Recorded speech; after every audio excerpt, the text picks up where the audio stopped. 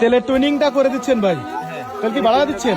হ্যাঁ, তেল একটু বাড়াই দিচ্ছি, যখন হাই স্পিডে টান দিবে এটা না বাঁধে। আর হচ্ছে কিছু জিনিস পরিষ্কার করে দিচ্ছি। এখানে তোমার ইঞ্জিন কুলিং এর জন্য এই পাইপগুলো দিয়ে পানি যায়। বুঝতে পারছি।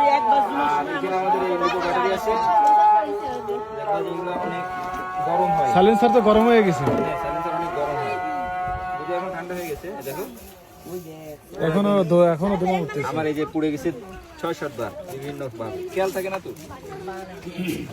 আমরা এখন আরেকবার ট্রাই করবো, স্টার্ট দেবো আমরা।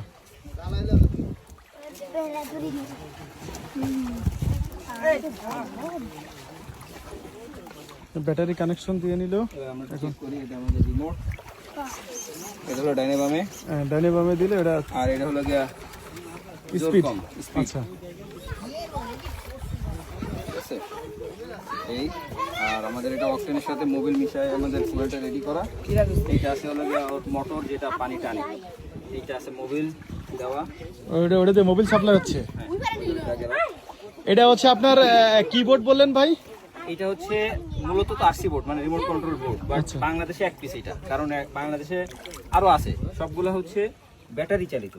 আর এই প্রথম হচ্ছে আপনার অকটেন বা পেট্রোল চালিত, যেটা কিনা ফুয়েলে চলতেছে। হ্যাঁ, তো আমরা যারা এই লাইনে কাজ করি, ফুয়েলের বোর্ড আমার দেখা কারো কাছে নাই। আমি ইঞ্জিনটা অনেক মানে কাঠখড় পোড়ায় আনছি, পরে বোর্ডটা নিজেরা হাতে বানাইছি। মানে এটা আমার দারাজ দিয়ে যদি মানে আলি এক্সপ্রেসে যদি ফুল কিনা আনা লাগতো, হ্যাঁ, প্রায় 1,10,000-এর মতো খরচ করতো, কিন্তু সেটা আমি বানাইছি। আপনার নিজেরই তো বানানো? হ্যাঁ, 30-32 হাজার টাকা লাগছে।